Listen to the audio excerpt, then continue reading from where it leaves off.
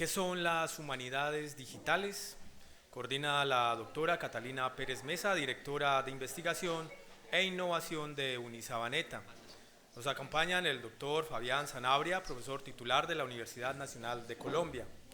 La doctora Lina Marcela Giraldo Salazar, vicerrectora de extensión de la Institución Universitaria Digital de Antioquia. El doctor Bruno Bonum, Universidad Paul Valéry, Montpellier. Doctora Chantal Charnet, Universidad Paul Valéry, Montpellier. Doctora Mercedes Vallejo, profesora e investigadora de la Universidad Pontificia Bolivariana. Doctora Catalina. Bienvenidos a la primera mesa temática de esta jornada académica.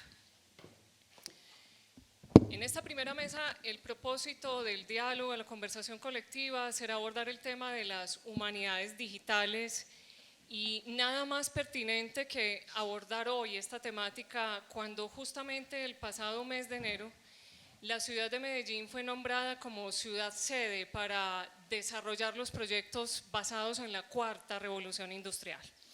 Estaremos acompañados por Ruta N con el desarrollo de algunos proyectos en materia de ciencia, tecnología e innovación.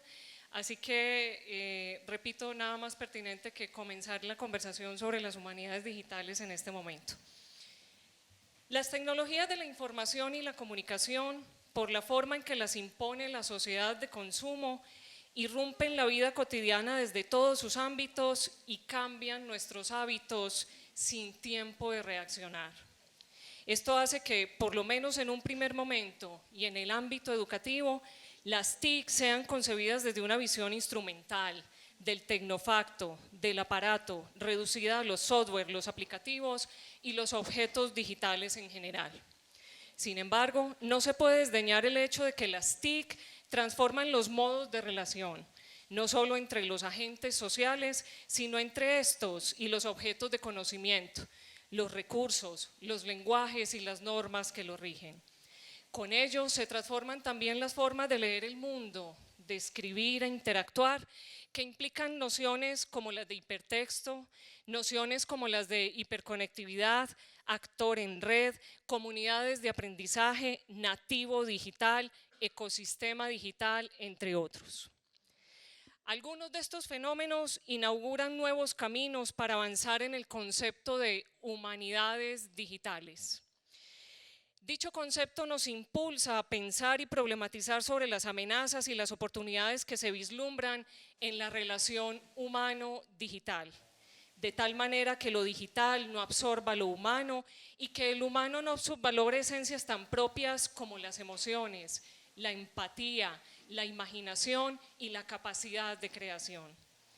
En el campo de la educación y desde la tríada tecnología, comunicación, educación, valdría la pena pensar asuntos como el aprendizaje entre pares que motiva la empatía, asuntos como la formación en autonomía del estudiante y en este sentido su nuevo rol en el proceso de formación, la moderación y el papel del profesor en el acompañamiento del aprendizaje.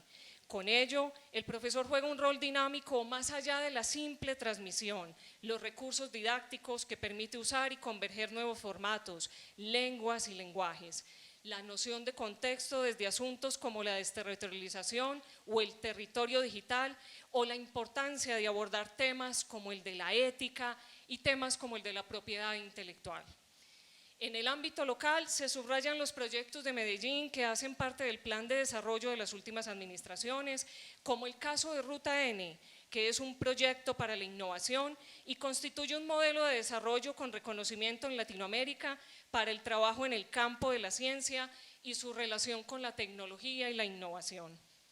En la misma perspectiva de Medellín como ciudad inteligente e innovadora, se abordan los proyectos desde las tendencias que plantea la cuarta revolución industrial y su relación con la educación, pues corresponde a esta, a la educación, pensar de manera sostenible, es decir, en relación con la naturaleza y el ser humano, las integraciones a las que aspira entre lo digital, lo físico y lo biológico. Como puede verse, la mesa temática que aquí nos congrega trata sobre las humanidades digitales. A esta mesa se han invitado los siguientes expertos: profesor Bruno Bonum, profesora Chantal Charnet, profesora Mercedes Vallejo, la doctora Lina Marcela Giraldo Salazar, vicerrectora de extensión de la Universidad Digital para Antioquia, y el profesor Fabián Sanabria. La discusión que se plantea en esta mesa abordará o partirá por 4 preguntas que por cuestiones de tiempo se plantearán en un mismo momento. Escucharemos las intervenciones de cada experto una a una y cada experto dispondrá de 10 minutos para su intervención. A continuación, a partir de las siguientes preguntas, la mesa que aborda el tema de las humanidades digitales se abre. Por efectos de tiempo y de traducción también, tendremos el acompañamiento y el apoyo de la profesora Mercedes, le va a hacer el proceso de traducción a la profesora Chantal, así que estaré yo planteando la pregunta en español, posteriormente la profesora le hará la traducción en francés. Pregunta número 1 con la cual abrimos el espacio para la conversación en la mesa. ¿Cómo piensan ustedes que las humanidades digitales han modificado los procesos de comunicación y las relaciones políticas y socioeconómicas en el mundo? En quoi pensez-vous que les humanités numériques ont-elles modifié les processus de communication et les échanges politiques et socio-économiques dans le monde? Pregunta número 2. ¿Las humanidades digitales modifican sensiblemente los procesos educativos? ¿Creen ustedes en esta premisa y cómo la evidencian? Selon vous, les humanités numériques modifient-elles sensiblement les processus éducatifs? Pregunta número 3. Si lo digital genera nuevos perfiles académicos, profesionales y empresariales, nuevas maneras de organizar los conocimientos y las actividades, nuevos tipos de economía, de gobernabilidad y de cultura, ¿qué es en suma Homo digitales en cuanto al individuo, la sociedad y la naturaleza? Question numéro 3. Si les numériques génèrent de nouveaux profils académiques, professionnels et entrepreneuriaux, de nouveaux modes d'organisation, des connaissances et de nouveaux types d'économie, de gouvernance et de culture, alors qu'en est-il de l'homo digitalis face à l'individu et la société et la nature? Pregunta número 4. En el contexto de Unisabaneta, ¿cómo piensan ustedes que podría iniciarse un proyecto de humanidades digitales? ¿Qué propuestas harían a una universidad como Unisabaneta en relación con las humanidades digitales, teniendo en cuenta, entre otros, que sus programas actuales, además de Derecho, pertenecen a las áreas técnicas y estratégicas como Administración, Negocios Internacionales, Contaduría Pública, Ingeniería Informática? Lo que no impide, por supuesto, que se busque ampliar sus programas a otros campos de conocimiento. Dans le contexte d'Unisabaneta, maintenant, spécialisé dans les droits et des domaines techniques tels que la gestion, les finances, l'informatique, comment pensez-vous que les humanités digitales pourraient-elles contribuer au développement d'un projet éducatif? Abrimos entonces paso a la conversación de nuestros expertos, partiendo de la primera pregunta, repito, para efectos metodológicos cada experto dispone de 10 minutos y abrimos posteriormente paso a preguntas del público. Gracias por darme la palabra. Quisiera antes de comenzar disculparme porque el español no es mi idioma de trabajo, entonces, bueno, ustedes escucharán las cosas como, y mis colegas me ayudarán seguramente por ir adelante con la presentación. Quisiera seguir la excelente presentación de las humanidades digitales que se acaba de hacer y añadiendo algunos elementos que son necesarios por comprender mi posición, en toda manera, mi contribución a este debate. Quisiera decir antes de todo que desarrollo unos estudios sobre los usos de las tecnologías en situación. en las actividades humanas que sean profesionales o privadas. Es una de las corrientes con la pedagogía y la mediación tecnológica cultural de las humanidades digitales que practicamos en nuestro grupo de investigación de Montpellier. Será esta la dirección. Dos palabras sobre el contexto. Una constatación previa es que no estamos, como se dice a menudo, en una revolución tecnológica. Vivimos más bien el comienzo de una civilización digital. Y por eso que el rector habló de era digital, que me parece muy bien como elemento. Este cambio demanda nuevas prácticas y nuevos empeños en la manera de hacer la investigación y la innovación. Todos los campos de la existencia van a ser afectados, tarde o temprano. Este punto previo llama unas observaciones que voy a esbozar muy rápidamente. Primer punto. Si aparecen los rasgos de una civilización digital, no podemos saber cuáles direcciones ella pueda tomar. No se puede aplicar una ideología determinista, como se escucha mucho cuando se habla de humanidades digitales, en el examen del cambio tecnológico. Segundo punto, las innovaciones tecnológicas son muy diferentes según las actividades que soportan, según los lugares donde se aplican, según los grupos que las usan. La difusión de la tecnología puede encontrar resistencias, indiferencia o adhesión. A veces, todas las actitudes se manifiestan en un mismo medio. Tercer punto. Las humanidades digitales no nacen hoy. En la forma de la relación entre texto e informática, nacen en 1945. Es lo que se llama las humanidades digitales 1.0. En este momento tenemos una ocasión muy particular y muy interesante por el encuentro entre las ciencias humanas y sociales y las ciencias de tecnología y de la información, por dar unas humanidades digitales ligadas a la experiencia, a la observación cualitativa de la relación entre actores, actividades y tecnologías. Todo eso rinde posible relacionar las ciencias humanas y sociales con la innovación tecnológica y con los actores que la soportan. Un ejemplo, si el tiempo me permite, por explicar estas nuevas relaciones y prácticas. En Montpellier, desde 2 años, estamos desarrollando un proyecto de investigación sobre los centros que reciben la llamada de urgencia médica. ¿Es bastante claro esto? Okay. Les Centres 15. Hay 220 centros en toda Francia. Particularmente estamos trabajando con el centro de las urgencias del Hospital de Perpignan, que es, esto será importante después, una plataforma mixta médico-bomberos. Los centros reciben cantidades de llamadas, 3.000 llamadas por día y 30 intervenciones, por ejemplo. Los auxiliarios que reciben primero la llamada y sobre todo los médicos reguladores tienen que decidir por cada llamada si tienen que poner medios, ambulancia, helicóptero o implicar otros actores, médicos generalistas, bomberos o otros agentes de salud, por responder al problema planteado por la persona que llama. Hay que decir que el médico regulador es penalmente responsable de lo que decide.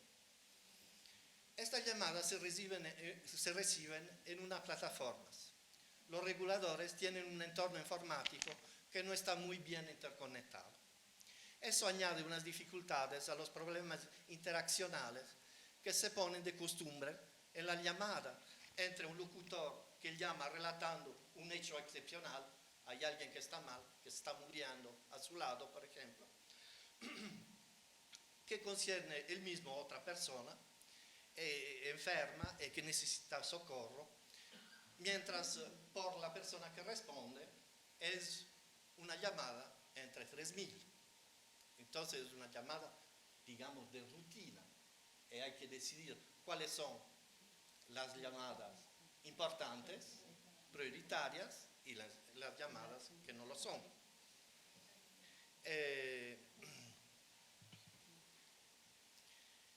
La plataforma tiene unos problemas, tiene muchos software, pero no están interconectados.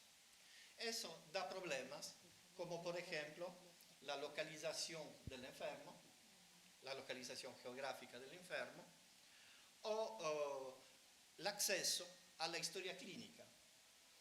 El médico con el cual yo trabaja en Francia y en España. A la frontera hay hospitales y centros conjuntos. Y este médico en Francia no tiene ningún acceso a la historia clínica del paciente, salvo si se ha sido curar en el hospital de Perpiñán. Si no, no hay nada de posibilidad de historia clínica. En Francia, con el número de la seguridad social, él puede entrar a toda la historia clínica del paciente. Bueno, estas son algunas de las dificultades que han hecho que el director y los médicos de ese centro han pedido una investigación a nuestro grupo como especialistas de la etnografía y de la interacción, a partir de los problemas que los actores encuentran a la vez en los intercambios con las personas que llaman y en la plataforma tecnológica. Las ciencias humanas y sociales sustentan entonces el desarrollo tecnológico de la plataforma, con sus observaciones, lo que son los problemas de los actores que encuentran cada día, y con un diálogo continuo con las otras disciplinas y actores. Las disciplinas que pueden colaborar con nosotros son, por ejemplo, la economía y el derecho de la salud, los médicos y las otras profesiones que intervienen en el tratamiento de la urgencia, la ciencia del ingeniero, de la tecnología, de la informática, etc. En estas relaciones interdisciplinarias, los diferentes actores no tienen que ser simples intermediarios, tienen que volverse mediadores. Las humanidades digitales tienen que ser una transdisciplina que permita el diálogo entre los investigadores y los actores del desarrollo. Por eso se tiene que establecer nuevas maneras de investigar, aprender, trabajar e innovar.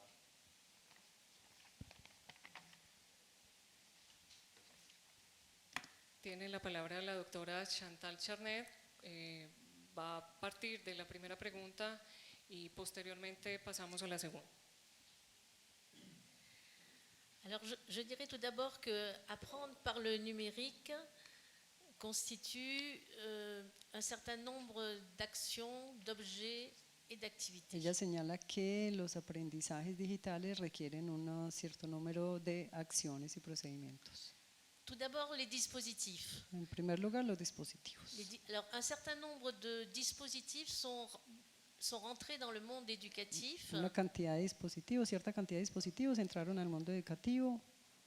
Et je dirais que tout le monde a entendu parler de classe inversée. Y en general todo el mundo ha oído hablar de la clase inversa, De classe hybride, híbrida, de formation à distance, de formación a distancia, de formation numérique. de formación digital. Et vous avez toute la liste des MOOC, des SPOOC et tout un nombre de dispositifs propres Y todos los tipos de dispositivos associés avec donc l'enseignement à distance Que están et l'enseignement numérique. que están relacionados con la enseñanza a distancia y digital. Outre ce dispositif, quelques éléments sont essentiels. Además de estos dispositivos hay elementos esenciales Par exemple, le como smartphone. los teléfonos inteligentes, Un smartphone qu'on peut plier. los Maintenant, que se pueden doblar incluso. on peut voir s'il y a des conséquences dans la formation numérique. Incluso eso tiene consecuencias en la formación digital. Les iPads, sans Los tablettes, iPads, las tablets, tablettes, ordinateurs, los computadores, montres, Todo esto muestra. Tous ces éléments interviennent dans la transmission d'une formation numérique. Son elementos que intervienen en la transmisión de la información digital. Si vous utilisez une montre, il est difficile de faire la carte du monde. Si, tú, Et si vous utilisez une montre, si se utiliza, claro, un reloj, il est difficile de mettre certains éléments comme la carte du monde. es difícil en un reloj poner elementos como los del mapa mundi. C'est-à-dire que les connaissances Quiere decir que los conocimientos et les actions à faire y todas las acciones, doivent s'adapter aux objets. todas las acciones que se han de realizar deben adaptarse a los objetos. Il y a aussi donc les applications qui También. rentrent dans le processus d'apprentissage. También están las aplicaciones que están en los procesos de aprendizaje. Et il y a une notion très importante qui s'appelle la cognition distribuée. Una noción muy importante es la cognición distribuida.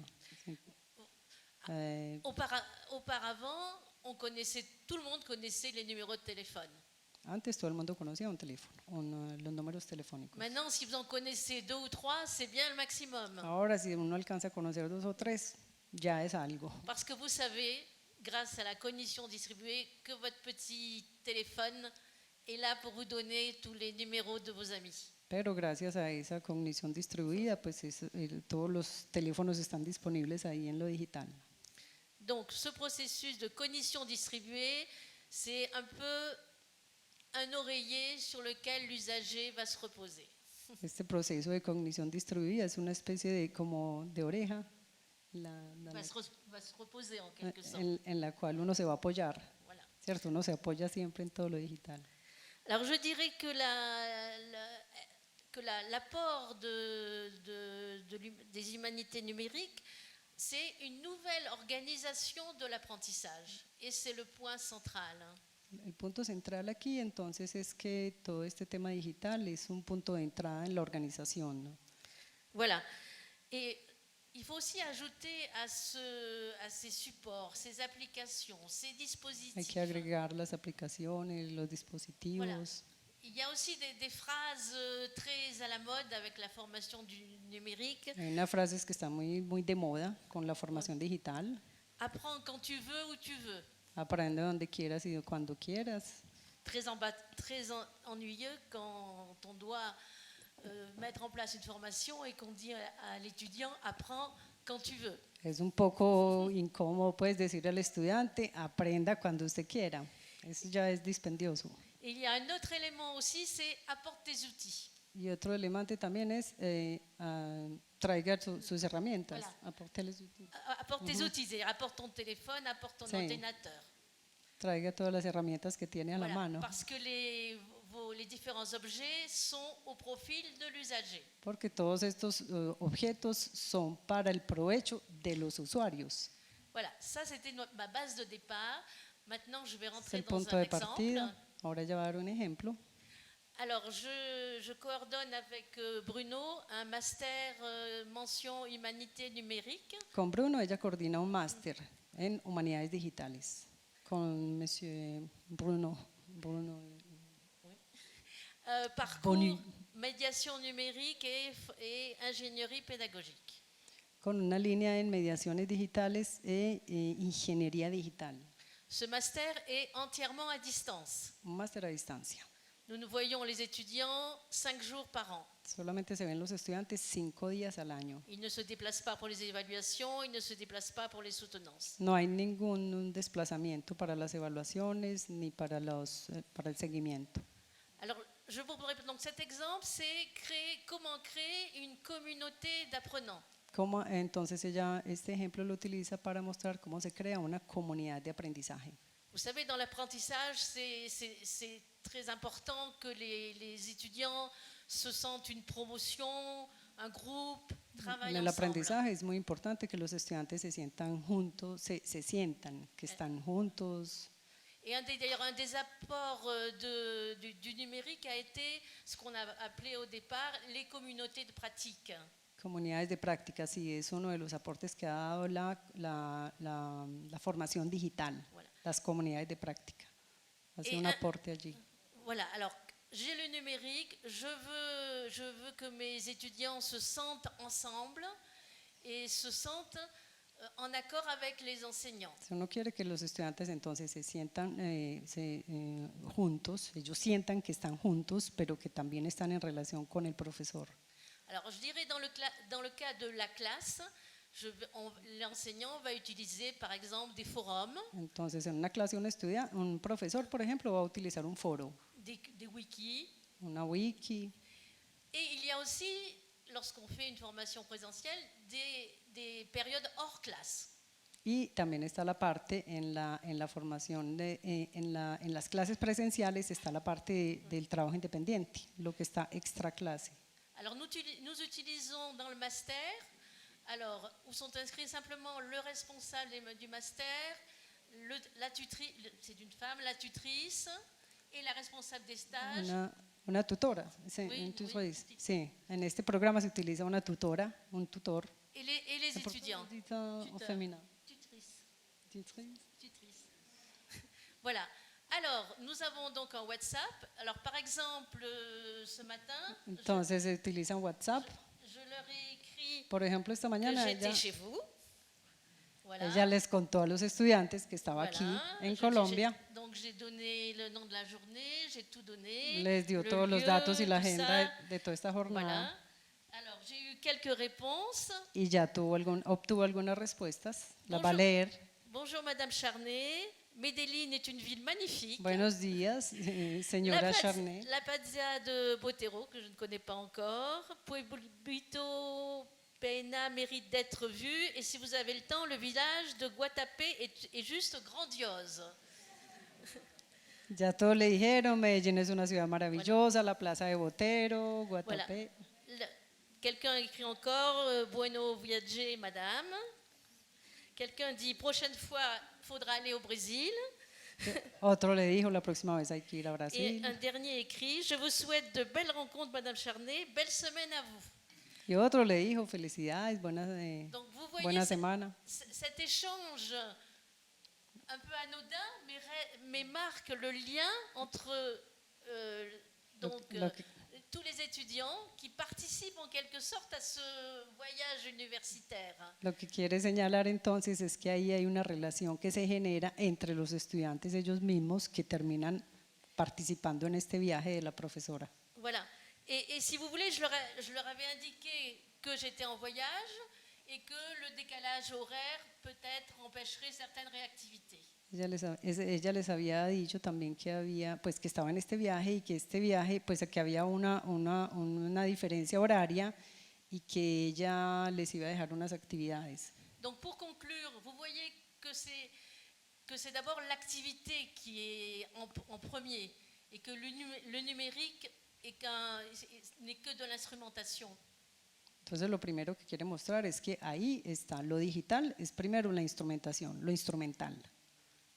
Lo digital primero es lo instrumental. Voilà. C'est que l'humain quand même est davantage en priorité. Pero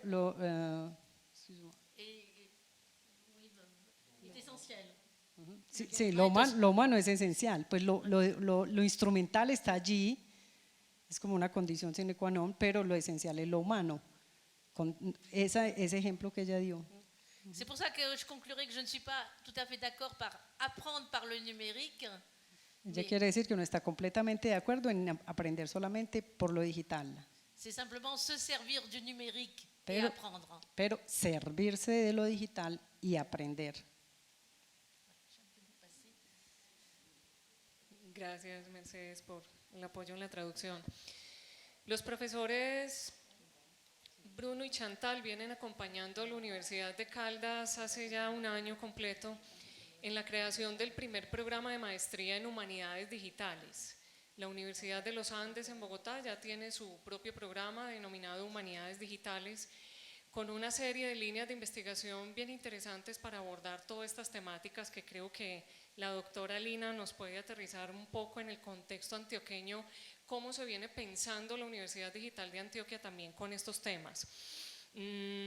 Doctora Lina, bienvenida, creo que en buena hora está aquí también acompañándonos para generar proyectos futuros, cómo podemos generar nuevas dinámicas con la Universidad Digital en temas de humanidades digitales, mediaciones tecnológicas, proyectos de investigación conjuntos, entre otros temas hemos venido abordando también para lograr hacer algún tipo de proyectos conjuntos con la Universidad Digital de Antioquia. Doctora Lina. Bueno, muy buenas tardes para todos. Quiero enfocarnos un poco sobre contarles qué es la Institución Universitaria Digital de Antioquia. Es la primera institución pública virtual creada en Colombia. Es la primera universidad creada a partir de la creación de la Ley 30, es decir, desde 1992 no se crea una universidad pública en Colombia. Entonces esto es romper todo un esquema nacional. Hay una universidad que se presentó en Envigado, fue antes de la creación de la Ley 30 y se probó posterior, pero fue con la normatividad antigua. Entonces, el pensar en una universidad, en la primera en Colombia bajo estas lógicas, pues nos hizo sentar a un equipo grande humano a pensar, bueno, ¿qué estudiante es el que vamos a formar? Si estamos hablando de la primera universidad virtual, la primera universidad digital, ¿quién es el estudiante que se va a formar? ¿Cuáles son los programas que se van a ofertar? ¿Cuáles son esas relaciones que se tienen al interior y cuáles son esas lógicas que ellos manejan? Tenemos una realidad y es que el mundo, gracias a la información, está cambiando cada 5 segundos. Se postea ya un tweet y ya es conocido por N cantidades de usuarios a nivel mundial. Entonces, esto ha cambiado esas dinámicas. El entender entonces para la institución universitaria digital cuál es el estudiante que se debe formar fue llegar a una conclusión y es que necesitamos formar un estudiante para el futuro. Todos lo decimos, ¿cierto? Pero realmente es pensarse cómo incluir la robótica, la inteligencia artificial, todo lo que es la blockchain, todo lo que son todos estos elementos, las tecnologías emergentes a la formación. Entonces debemos pensarnos en un agrónomo, no el agrónomo tradicional que tenemos en la actualidad, el agrónomo que va con sus botas a tocar la planta, ya no. Hay que pensar en un agrónomo que está utilizando drones, que está utilizando sensores para saber si el pH del suelo es el adecuado, que está utilizando sensores también de clima para saber que en 2 horas la temperatura va a subir 3 grados, entonces tiene que mandar ya aspersores en drones para que le ponga bloqueador solar a sus plantas. Es pensarnos hacia el futuro. ¿Cuántos programas de pilotaje de drones existen en el país? No existe ninguno, porque no estamos preparándonos ni pensando. Entonces, desde esas dinámicas estamos comprendiendo que hay que formar administradores de empresas, pero que sean fuertes en Big Data, que sean fuertes en Data Analytics, porque al tener un administrador de empresas que sabe administrar datos, va a saber tomar decisiones y sabiendo tomar decisiones va a ser un gerente de proyectos. Entonces, esas son de las lógicas que hemos comprendido en la IU Digital de cómo se debe utilizar la innovación de la tecnología para transformar los procesos educativos. Se necesita también comprender cuáles son esas necesidades actuales y los contextos de formación de los estudiantes. Hablar de la formación virtual ha sido muy pensado de lo digital, que es deshumanizante. Y contrario a ello, quizás es más humanizante que ninguna otra. En la educación digital el docente debe leer estudiante por estudiante, debe comprender su contexto, debe comprender su pensamiento, debe comprender su realidad para poder darle una realimentación de vida a ese estudiante. En la presencialidad, ¿cuántas veces hay estudiantes que nunca en el aula de clases se expresan? Que nunca se conoce cuál es su pensamiento, cuál es su postura filosófica o cuál es su postura epistemológica sobre lo que se está trabajando. Esto nos permite hacerlo la virtualidad. Hay muchos temas frente a lo que se habla ahora desde el derecho y la pregunta que existía, bueno, ¿y qué pasa si hay suplantación? ¿Y qué pasa si hay plagio? ¿Y qué pasa? Pues claro, tenemos que primero en Colombia hacer un cambio de conciencia sobre el respeto y sobre la ética. Eso es una tarea que nos costará muchos años por algo que venimos trayendo de la formación sin ética en Colombia. Entonces tenemos que retornarnos a eso, pero ojo, ya también hay tecnología. Entonces la inteligencia artificial nos permite identificar si el estudiante es el mismo que está asistiendo regularmente porque se conecta a una misma IP, hasta por el ritmo del tecleo. Ya la inteligencia artificial sabe el ritmo con el cual teclea el estudiante y con eso puede uno permitirle saber si eso no es. las respuestas predictivas que se manejan. Entonces, estamos creando en la IU Digital un escenario de transformación en la formación en Colombia y esperamos que sea unos programas y que sea una institución que se piense en el futuro, que se construya en el futuro.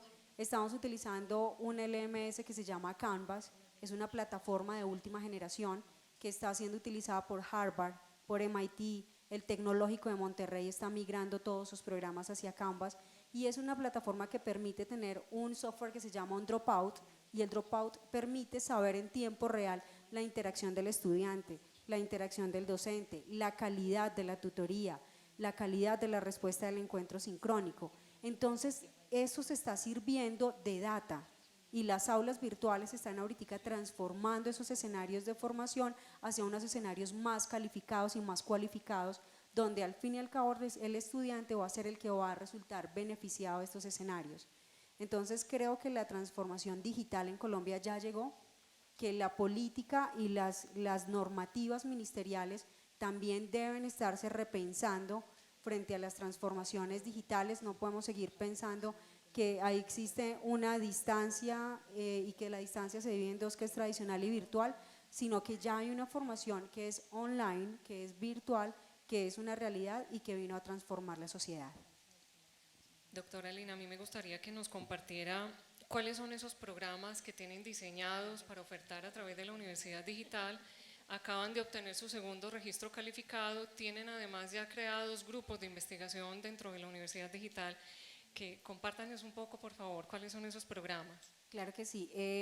Tenemos nuestro primer registro del programa de tecnología en desarrollo de software, un programa pensado, hay otra gran ventaja es que nos hemos incluido con el sector productivo.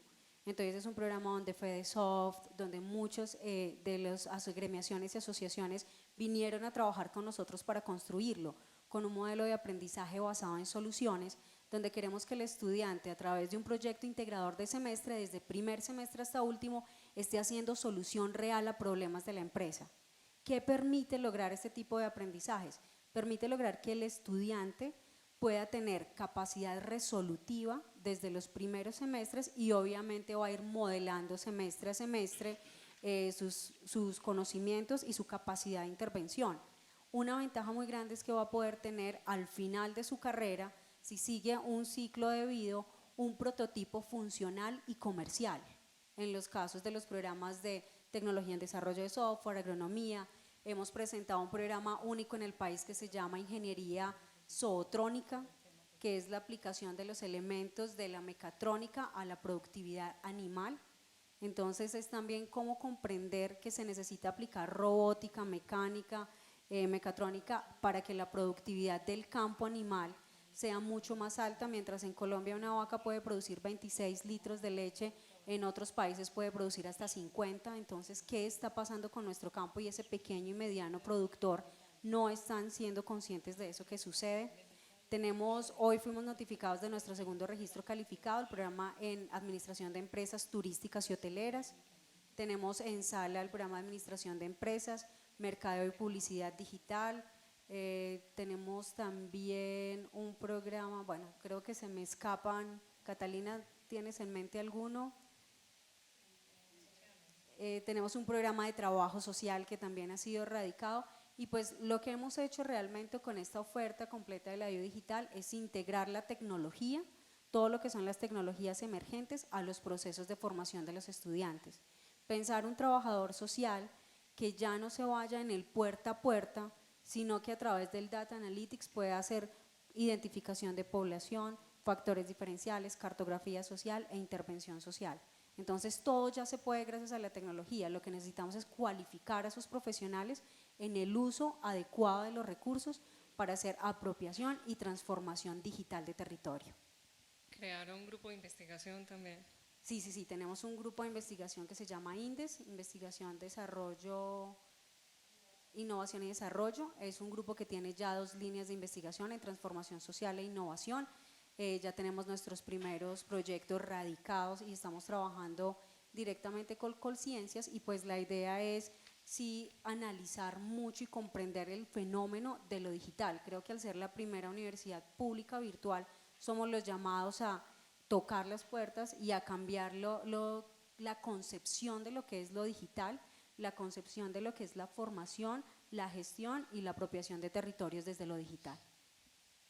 Bien, gracias. Tiene la palabra el doctor Fabián.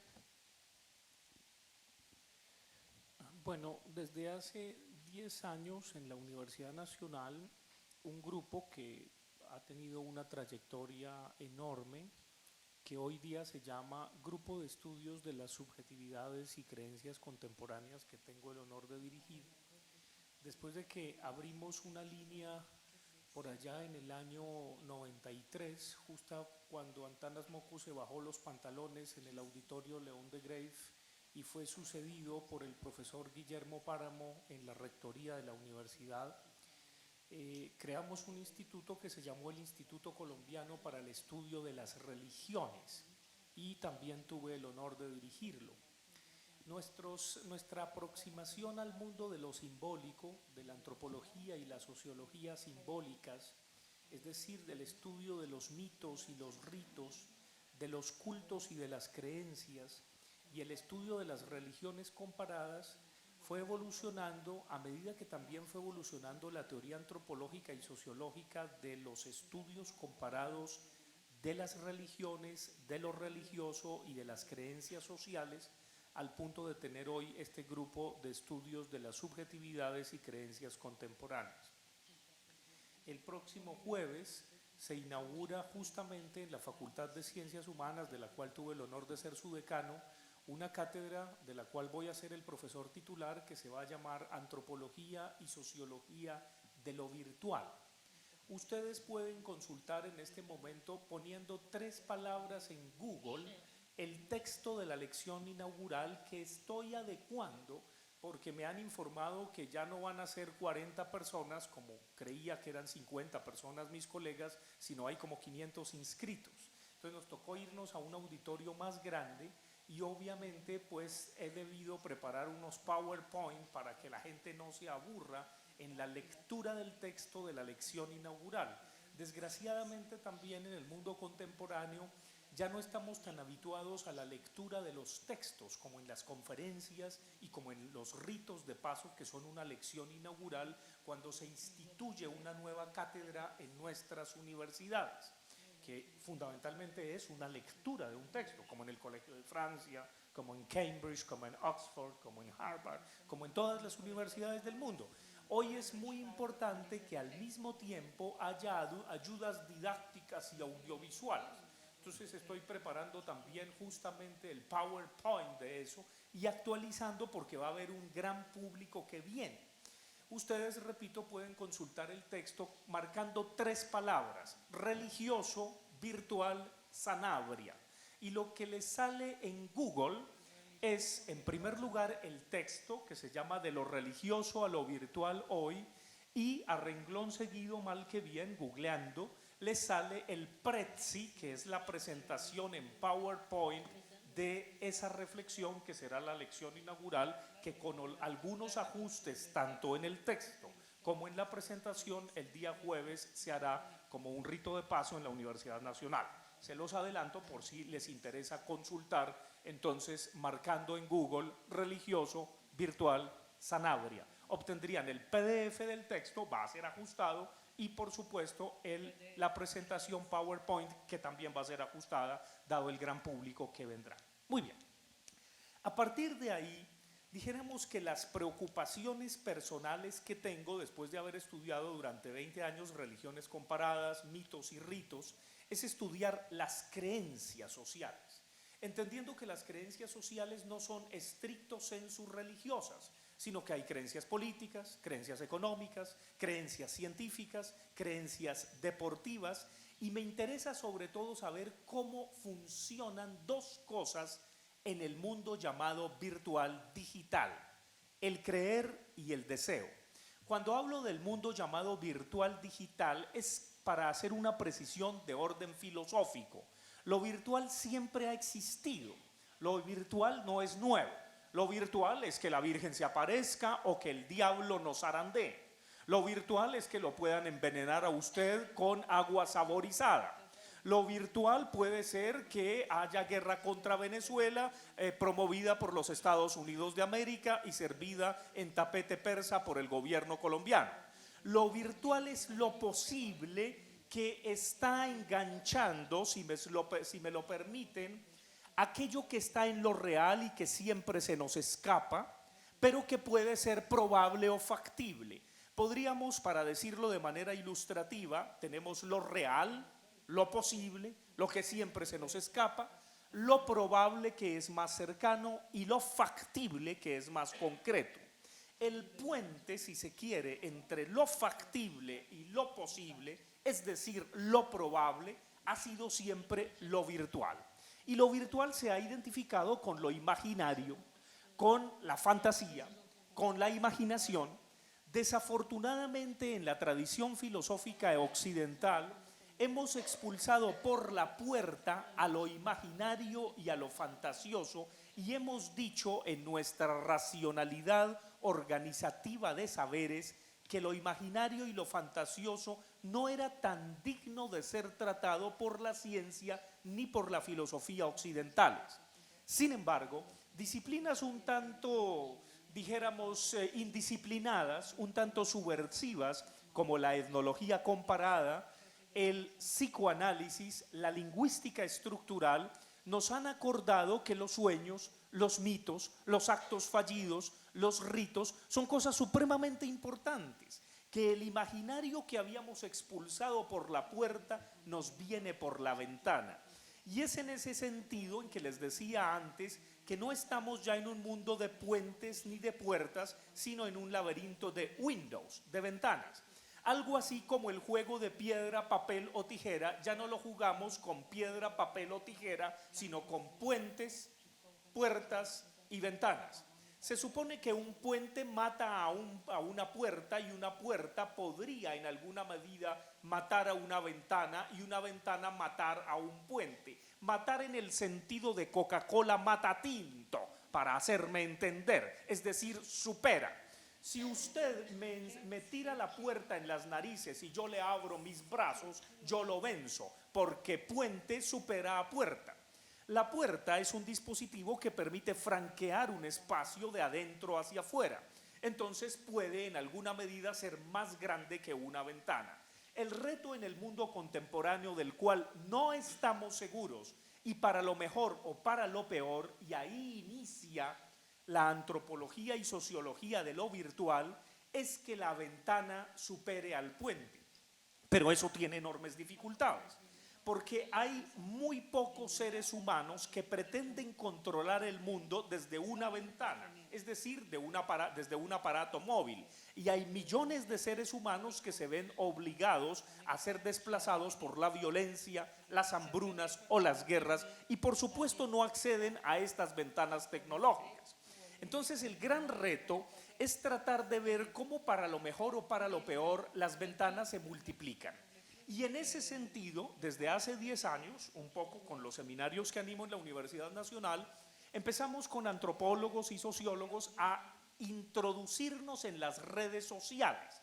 Esto, por supuesto, era algo completamente novedoso. Publicamos un libro de investigación llamado Vínculos Virtuales, que se agotó, en donde hacíamos un estudio pormenorizado de qué estaba ocurriendo en las nacientes redes sociales, en Facebook, en Twitter, en YouTube, en YouPorn. Evidentemente estábamos viendo qué pasaba con Wikipedia, qué estaba pasando con las distintas redes sociales y aplicaciones que surgían. La idea era que los estudiantes con su subjetividad hiciesen trabajos de campo muy puntuales en Facebook, en Twitter, etcétera, etcétera, y vieran qué estaba ocurriendo como prioridad allí. Y surgieron algunos temas relevantes. Esos temas relevantes tienen que ver un poco con lo que consideraría una antropología y una sociología de lo virtual hoy. ¿Cómo son nuestros afectos? ¿Cómo es nuestra amistad? ¿Cómo son nuestras afinidades selectivas y lazos sociales en un libro de caras?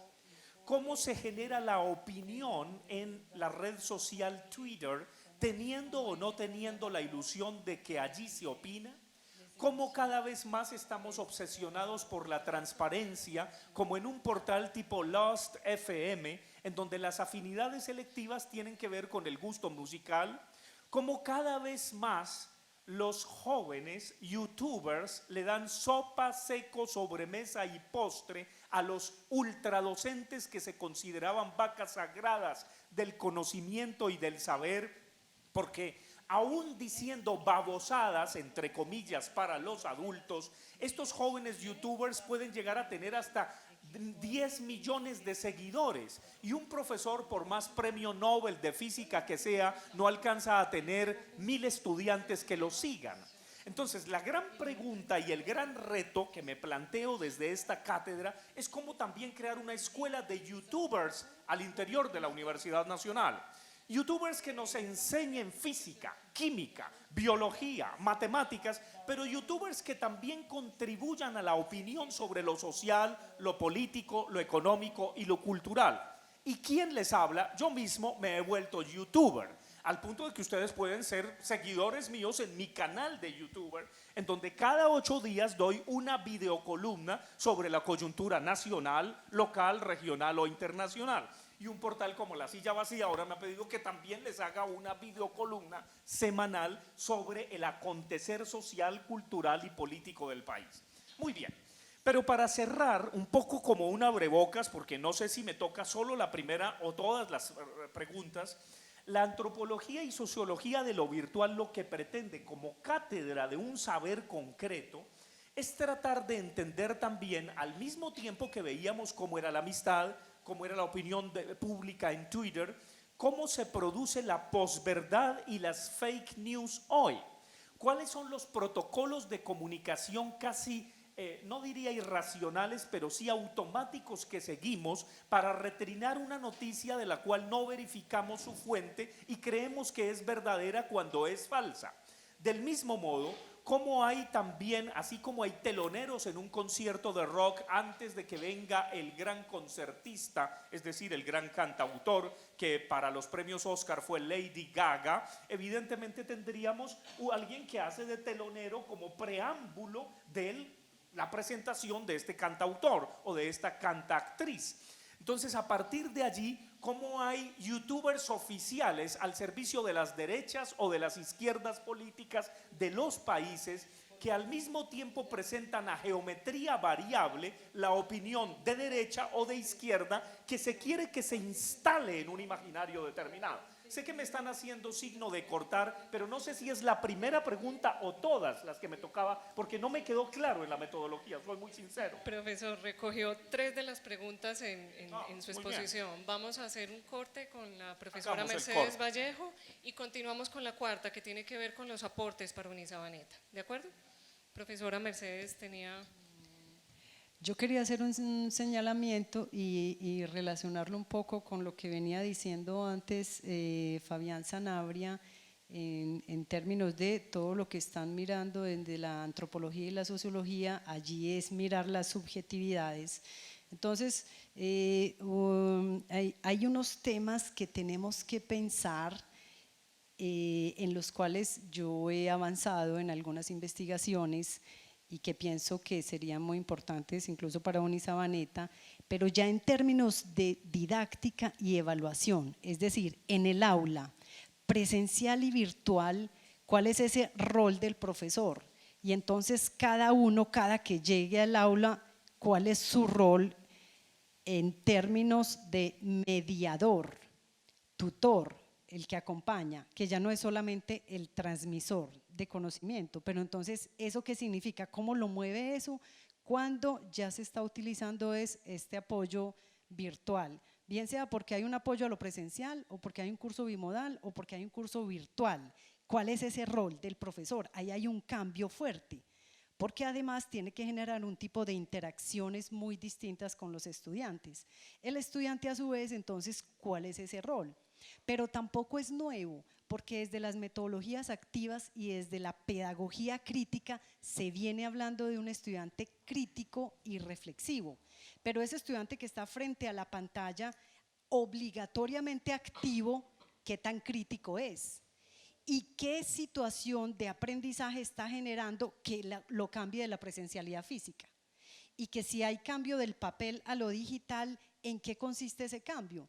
Porque allí hay unos formatos, hay unos lenguajes y hay unas lenguas que además significa que convergen, todo puede converger allí, porque no es lineal, es complejo.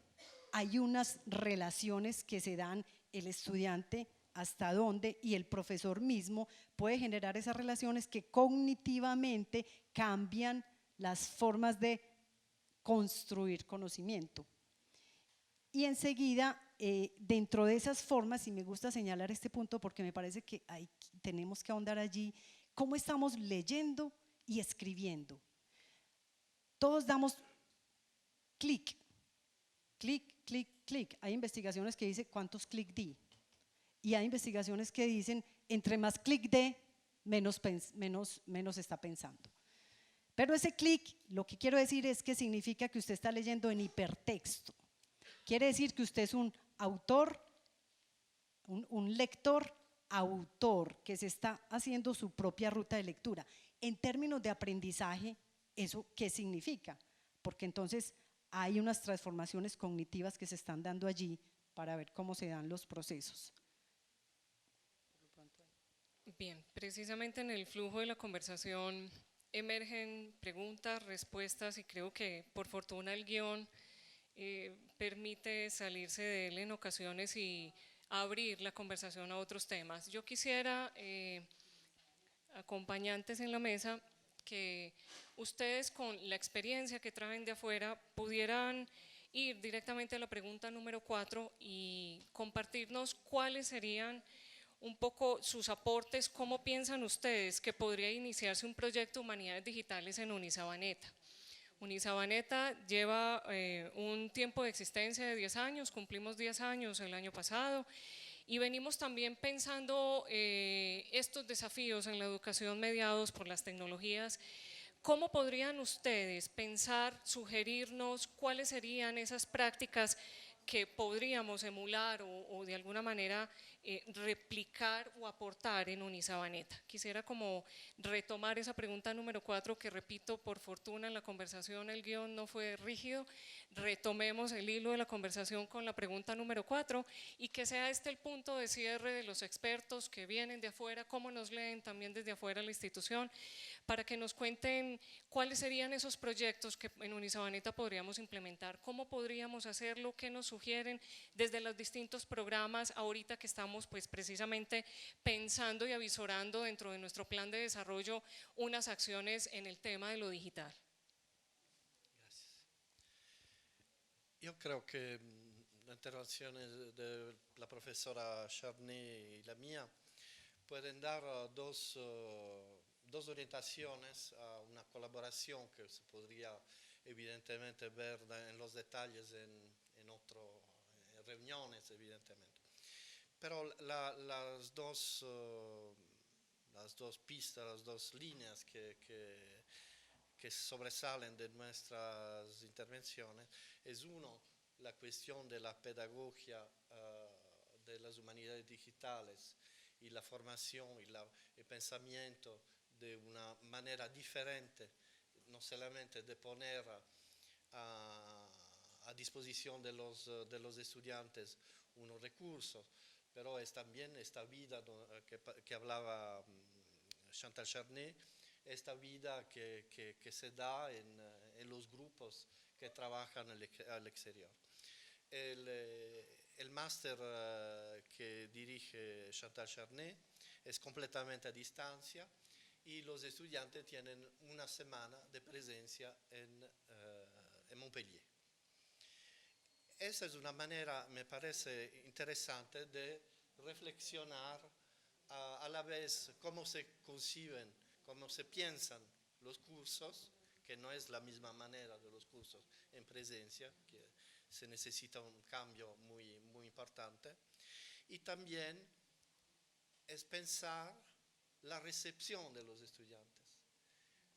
Sabemos que la recepción de los estudiantes no es la misma que teníamos por ahí nosotros cuando estábamos en OYO, que estaba en la universidad.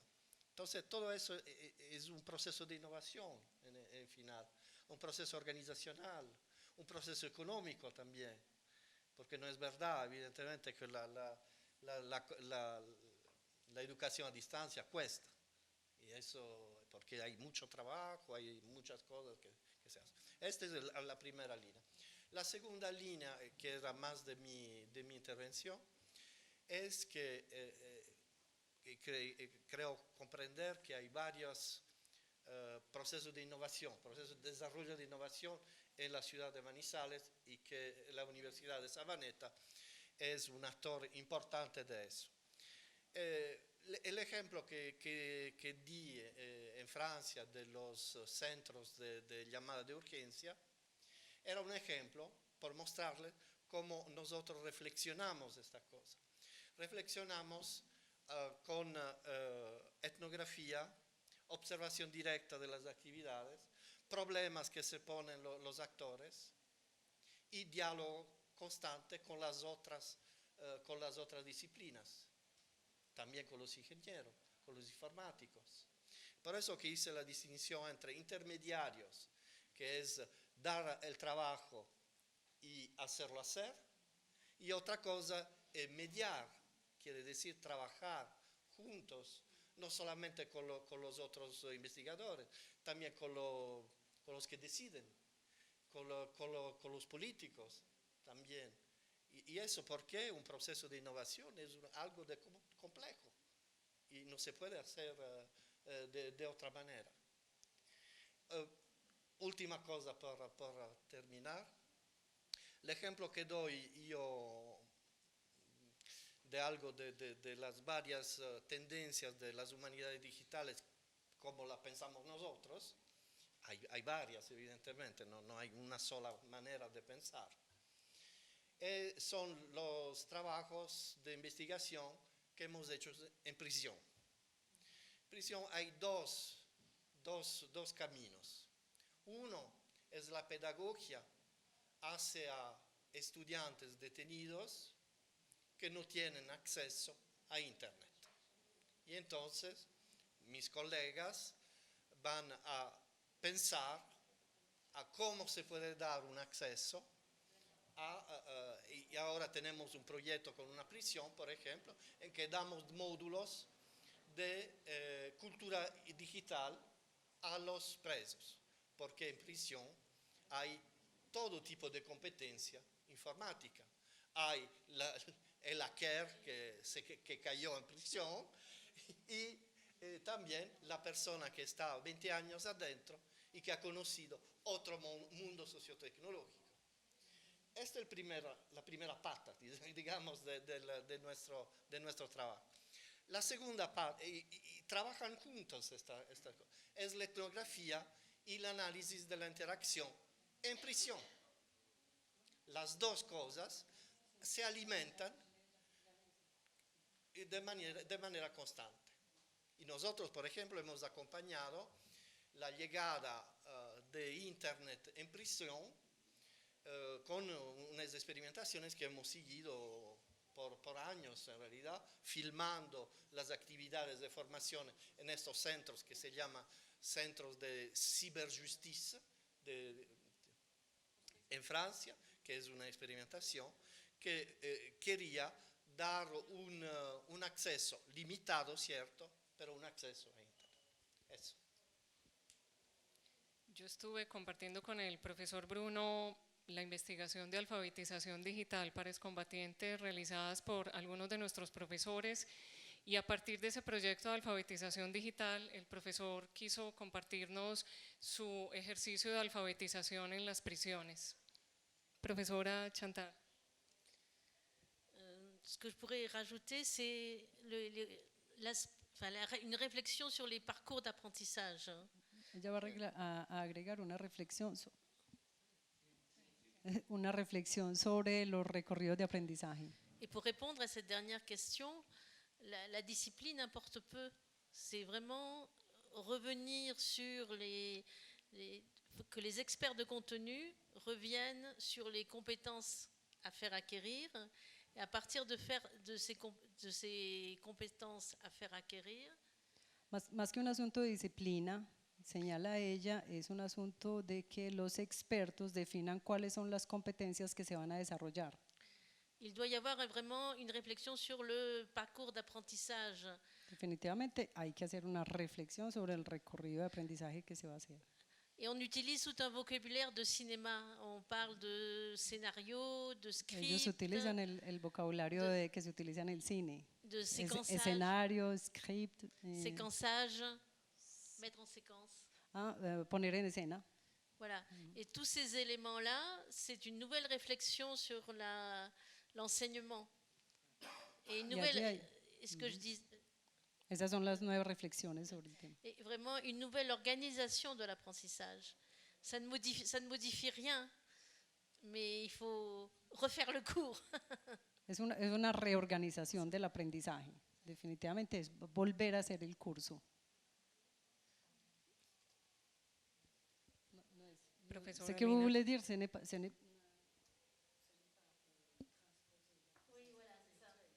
Sí, porque no es que se trate de que lo presencial se convierta en virtual.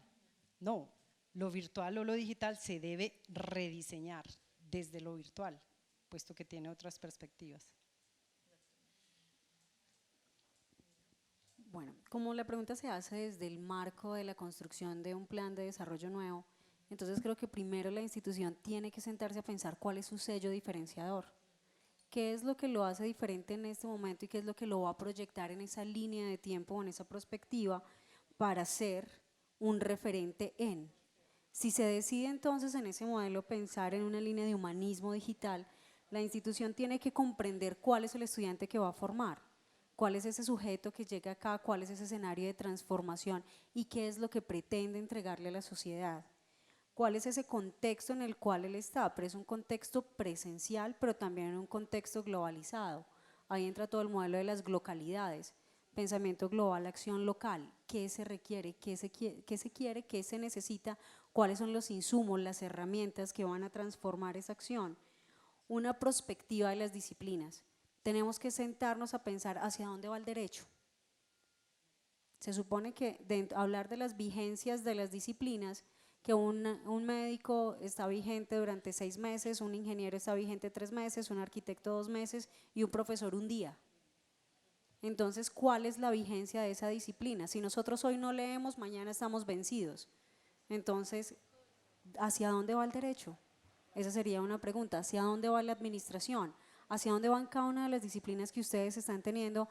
Y no es ir a hacer un cambio sustancial de registro calificado que afecte los procesos que ya se presentaron frente al Ministerio de Educación Nacional, no, es comprender esas dinámicas para contextualizar a los estudiantes. Salió un estudio que en Medellín las universidades estamos formando para hace 11 años, que estamos sacando profesionales para 11 años atrás, y eso pasa en Medellín, que es una metrópoli, que es una capital que está generando investigación, tiene dentro de su área metropolitana las mejores instituciones, las mejores universidades del país con docentes altamente calificados, N cantidad de doctores, y estamos formando para hace 11 años. Entonces, ¿qué tenemos que hacer para formar estudiantes para dentro de 5 años? Porque ese estudiante que estoy formando hoy no lo estoy entregando para hoy, lo estoy entregando para dentro de 5 años que sale a ejercer. ¿Cuál es el reto prospectivo que debemos hacer desde las disciplinas? Desde allí, entonces, se debe tener una apropiación de la tecnología para la toma de decisiones, formar estudiantes que sean capaces de implementar las herramientas de la tecnología para tomar asertivamente decisiones. Hay que hacer una actualización del código de ética y del código deontológico. Sabemos que con la virtualidad las maneras de relacionarnos cambiaron. A nosotros nos educaron, a los que ya estamos viejitos, nos educaron con el código, con la ética de Carreño. Entonces, esa ética de Carreño ya rescindió, pero queremos seguir que el estudiante esté en la misma lógica, no. Ahora hay otras lógicas y hay que llevarlos a humanizarlos desde ese comportamiento de lo digital, desde esas comunidades digitales, desde esos nuevos escenarios que se tienen, pero con una transformación real de lo que es el ser, de lo que es el individuo, de lo que es la sociedad. Y pues una oferta es que en la IU Digital tenemos un curso que se llama Humanismo Digital, que fue un curso completamente pensado en esa transformación, en esa entre comillas, y voy a citarlo muy en voz baja, alfabetización de lo digital, pero lo que realmente se quiere hacer es que el estudiante comprenda cuál es ese escenario global, cuál es ese mundo en el cual él está ahora, que entonces hablamos de la industria 4.0, pero la industria 4.0 ya no es porque ya está llegando la 5.0, entonces ¿qué es eso del blockchain?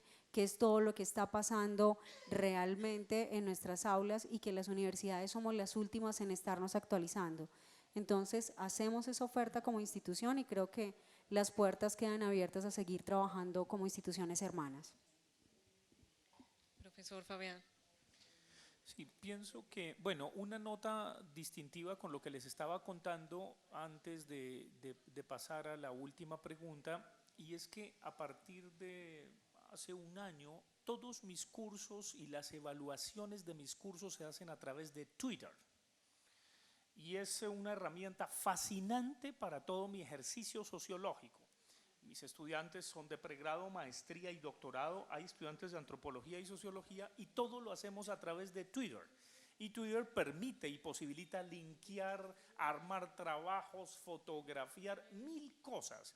Entonces ustedes pueden en vivo y en directo incluso saber a través de mi cuenta de Twitter de qué es mi clase del jueves o de los martes, si es el pregrado, la maestría o el doctorado, y hay mucha gente que inclusive está siguiendo a mis estudiantes y obviamente al profesor e interactuando con los textos que estamos siguiendo, al punto de que tuvimos una demanda de auditores libres que no se pudo satisfacer porque no había lugar físico en la sala de clases donde dicto clases en la Nacional. Entonces es un problema que habrá que ver cómo resolvemos, porque gracias a Twitter pues mucha gente venía a los cursos y pues yo no tengo ningún problema con la libertad de cátedra que algunos pretenden censurar.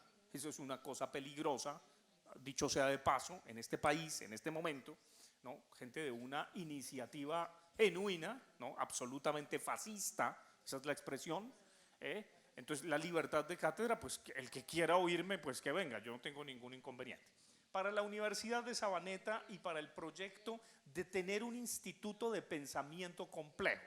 Recojo, por supuesto, las iniciativas, me encanta mucho eso del vocabulario cinematográfico para los proyectos que construyamos, por supuesto la idea de lo local y pensando en el pensamiento complejo y en las humanidades y en toda la irrigación de Edgar Morin a las carreras de Derecho, Administración e Ingenierías que son relativamente nacientes acá, pues pienso que hay por lo menos 3 elementos para cada una de estas carreras que pueden ser dignas de ser exploradas a ver si funciona para construir proyectos a nivel digital.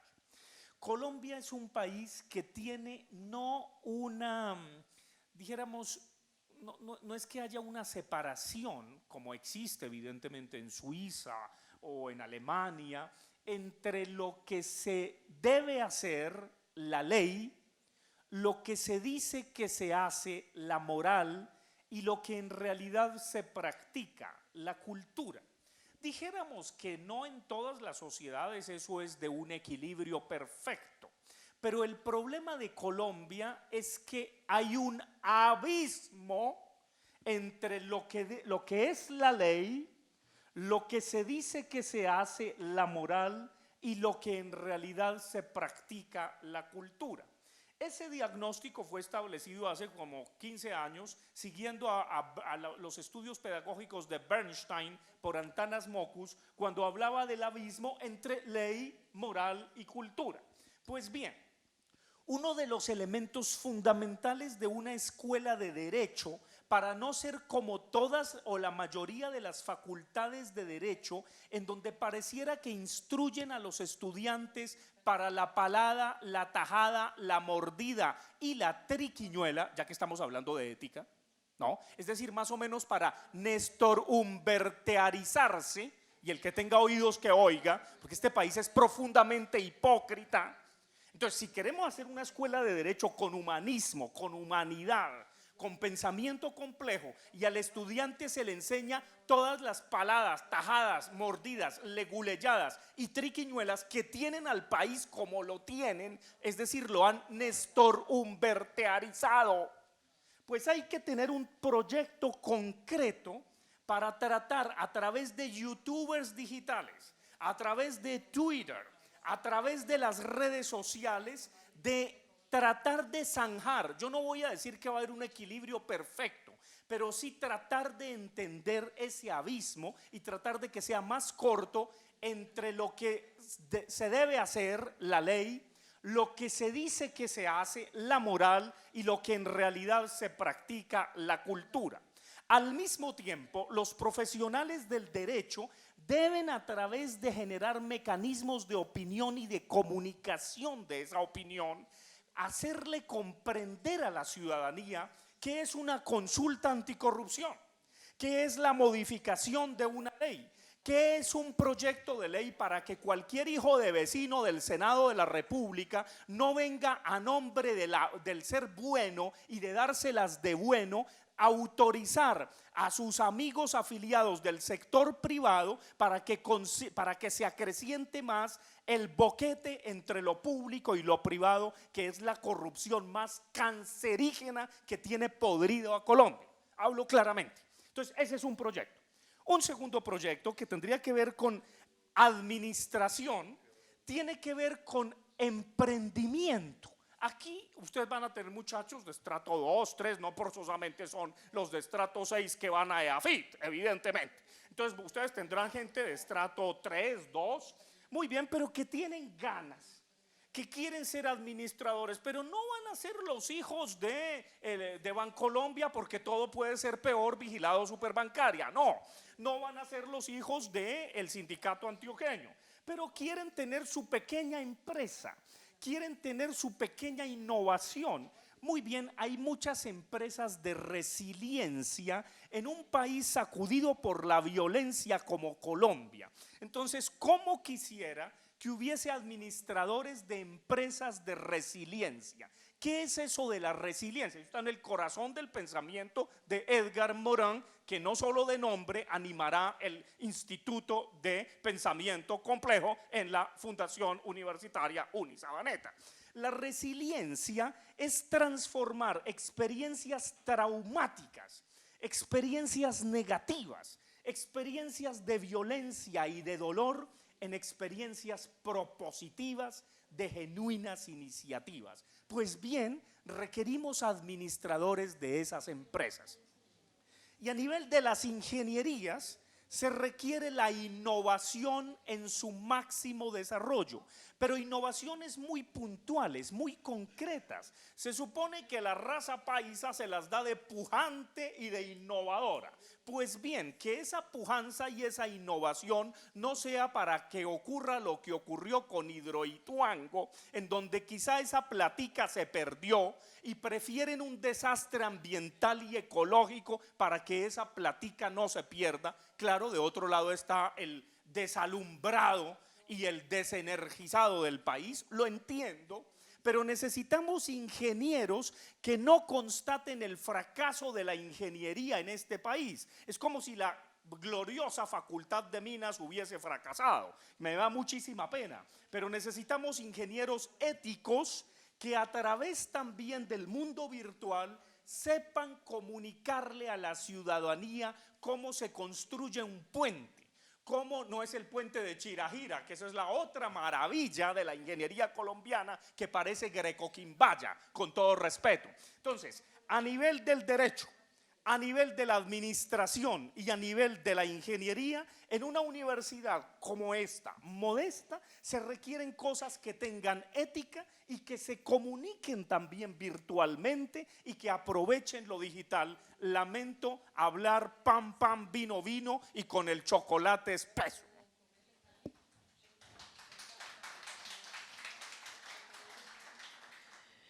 Muy bien. Cumplimos el propósito de la mesa, llevamos 1 hora entre la sesión de preguntas y respuestas. Quisiéramos aperturar el espacio para que quien quiera compartir con nuestros expertos en la mesa pueda intervenir, quien tiene alguna pregunta para alguno de ellos pueda realizarla. Son las 5:30, creo que podremos trabajar media hora en diálogo colectivo entre nuestros expertos y ustedes. Sé que tienen la palabra.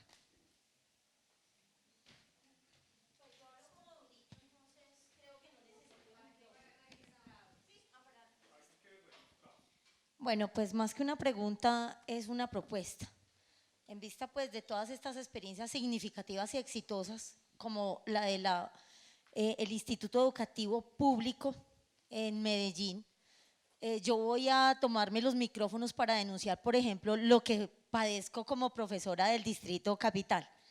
La fragmentación va en contra del pensamiento complejo, porque ahí hay una monodisciplinariedad.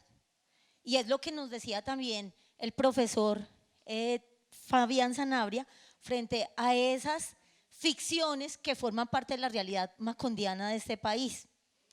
No es posible que haya un proyecto de ley que trate que en la escuela, sobre todo en la escuela que es donde yo laboro, el profesor de español, en este caso Mónica Sánchez, se limite a hablar una hora sin dar un contexto social y cultural y sobre todo histórico, porque entonces estaría estigmatizada o tildada como subversiva.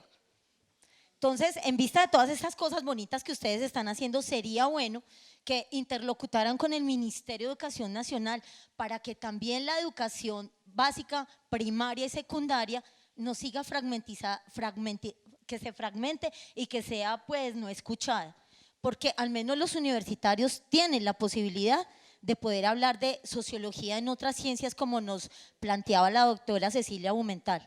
Hay que darle sociología a todo, y hay que empezar desde el jardín, desde la escuela primaria y desde la secundaria. Y nosotros en la secundaria sí que vivimos paradojas, en la primaria también, porque estamos en una era de satélites, de ordenadores, pero la escuela no la tiene. Donde yo laboro, Miguel de Cervantes Saavedra, en la localidad de Usme, nosotros tenemos desplazados, chicos que son hijos de la violencia, chicos que no tienen la posibilidad de una tablet, de un celular. Unos sí, pero son muy pocos los que no la tienen. Entonces también está la condena también por parte del ministerio y también de otros proyectos que decían no, los celulares no se deben utilizar en el salón y lo satanizan todo. Personalmente los pocos celulares en el colegio yo digo, sáquenlos y busquemos entonces de la RAE el significado, miremos los memes literarios, a ver si el estudiante empieza también a leer esos textos a través de la tecnología. Me encantaría que ustedes me ayudaran en mi quijotesca labor de hablar con el ministerio para empezar a transformar y no a fragmentar, porque es que los profesores universitarios le echan la culpa a los de bachillerato primaria, primaria a los de preescolar y preescolar a los papás, entonces es algo complicado. Y en la universidad le echamos la culpa a todo el ciclo anterior. Al sistema. El problema es del sistema. Doctor Buenas. Guillermo. Perdón. Buenas tardes a todos, mi nombre es María Fernanda Mesa, estudiante de la Facultad de Derecho de Unisabaneta. Bueno, yo quiero hacer una pregunta, pero antes quisiera hacer un comentario y es que, pues debido a todo lo que ustedes han dicho, anudado a todo lo que ustedes han dicho anteriormente, pues es innegable que gracias a o debido a la evolución, la innovación y el alcance de la tecnología, se han podido hacer más sencillas las tareas del día a día. Pero también se han hecho más sencillas algunas actividades más complejas, como transformar procesos educativos, crear comunidades de aprendizaje y hasta mejorar los procesos de producción en algunos sectores económicos. Pero también se podría decir que todo esto ha hecho que algunas actividades que tradicionalmente han desarrollado los seres humanos se deleguen a ellos y como que se está dejando estático la actividad que veníamos desarrollando nosotros los seres humanos. Entonces mi pregunta es si hay algún límite, o sea, si estamos viendo cómo avanza la tecnología y cómo vemos hacia el futuro, cómo nos está ayudando esto a transformar sociedades y a crear un montón de cosas novedosas, también se podría pensar ponerle un límite a esto. Como decía la doctora Mercedes Vallejo, ¿cómo vamos a crear estudiantes reflexivos o estudiantes con criterios y todo está dado en las redes o todo está dado, o sea, a un clic? Gracias.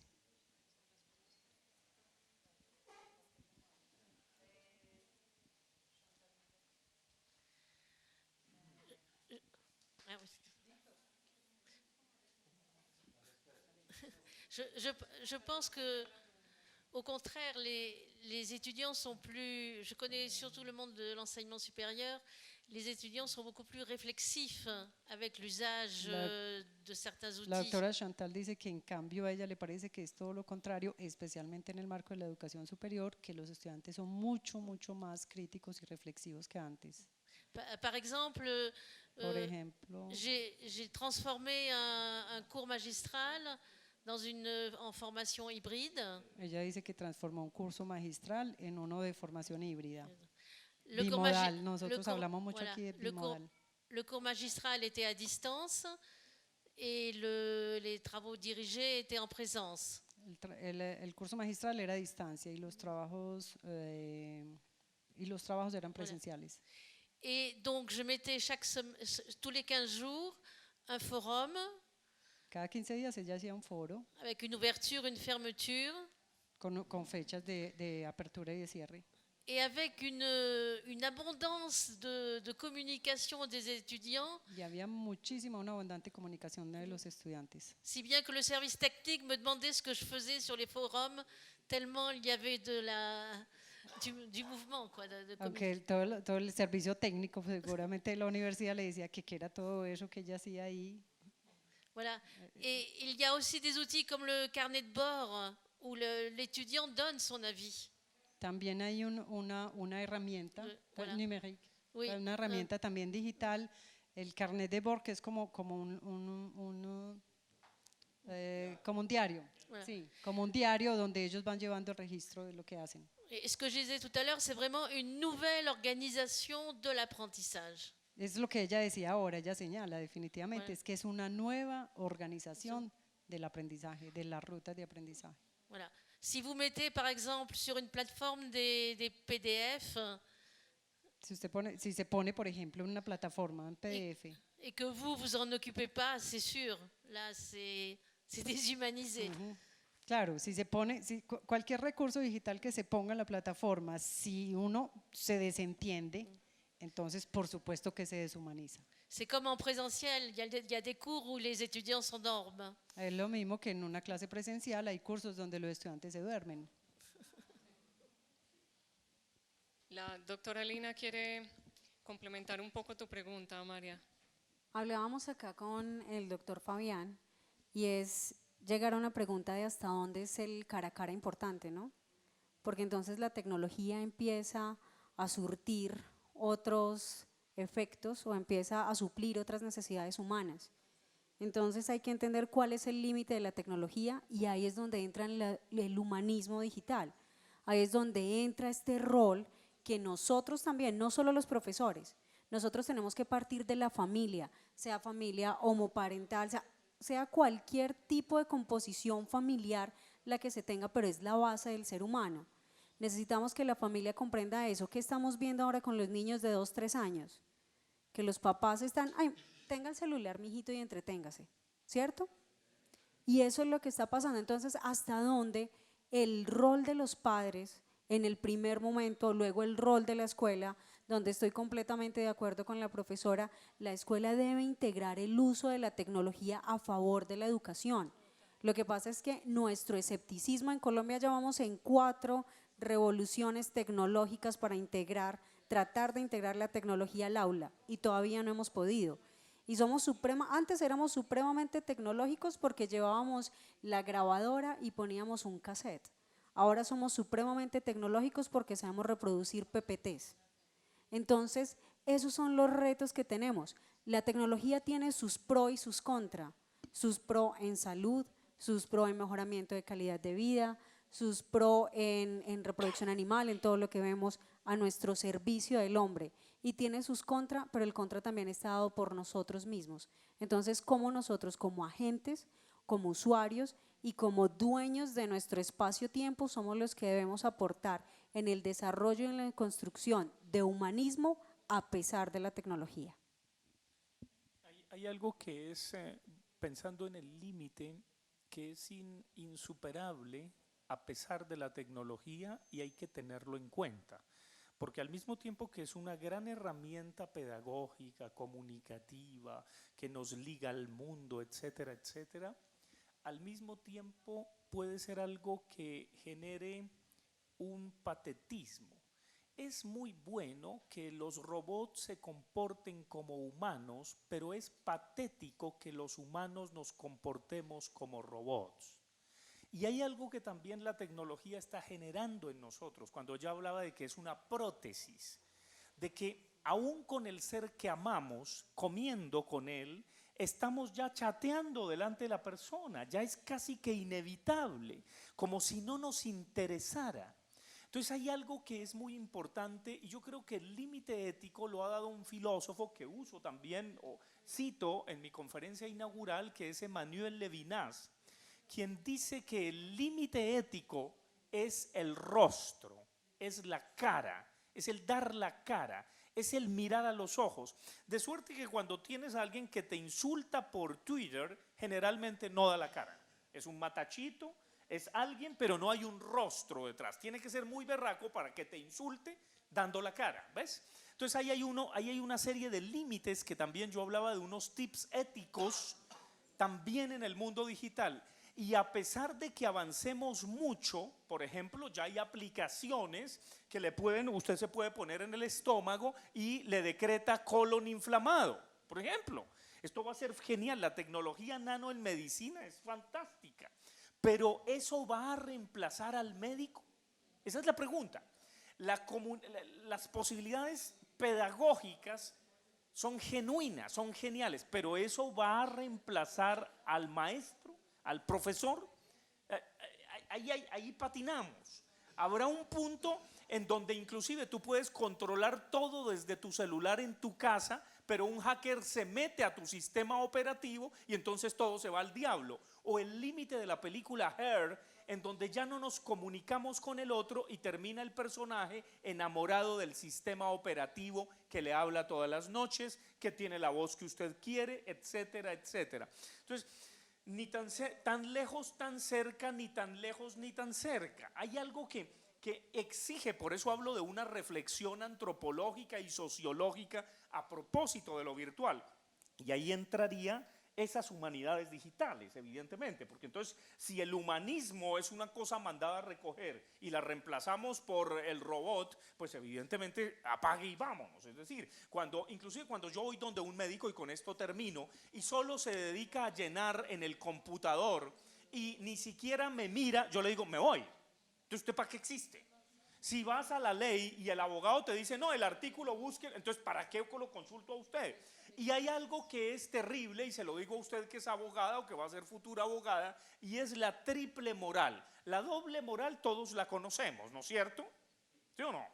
La triple es un muchacho que es un poquitico casposo en el sentido de su comportamiento, pero de todas maneras reconoce sus errores y viene donde el rector y le dice al padre rector, supongamos que sea una universidad católica, no por echarle vainazos al cura, pero digámoslo, supongámoslo, le dice, padre, deme otra oportunidad, sé que me van a tener que echar. Y él le dice, mijo, ¿cómo quisiera ayudarte? Pero el reglamento me lo impide. Entonces, ¿para qué carajos está usted ahí? El poder, ¿para qué?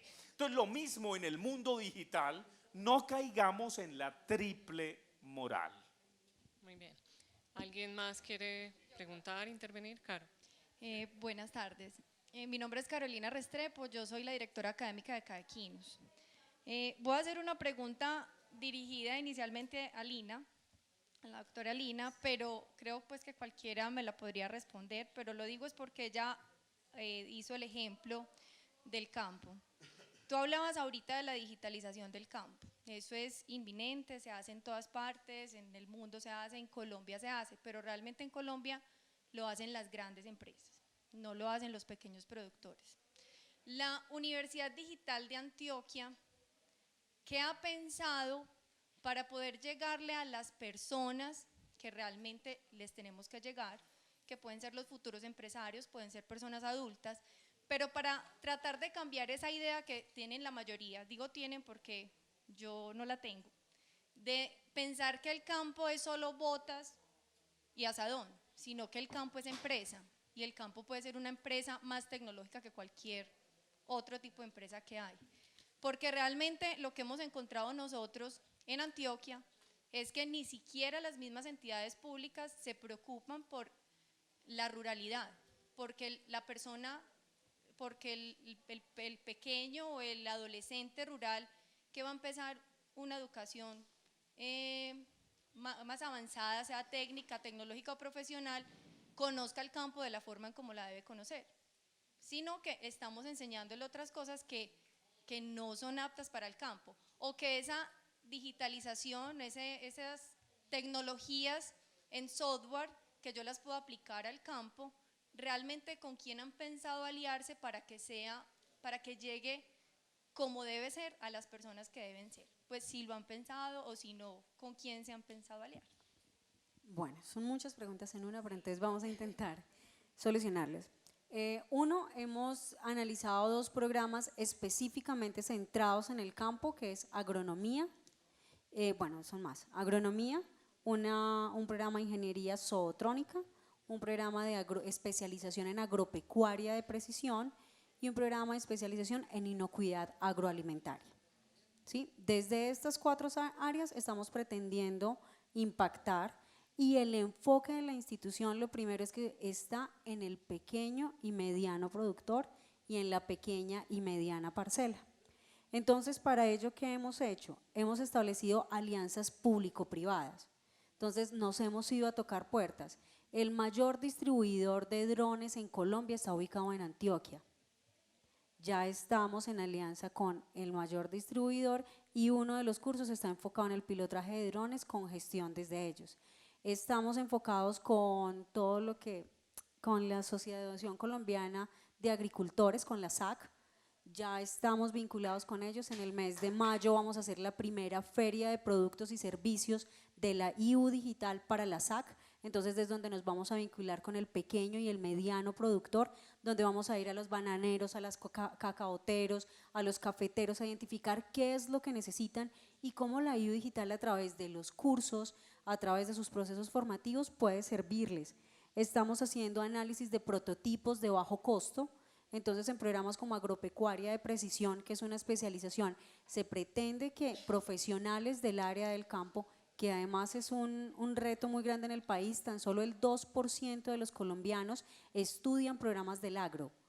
Ha salido la última reforma, ha salido todo el plan de reinserción que implica el desarrollo. ¿Hacia dónde tiene que retornar Colombia? Hacia el campo.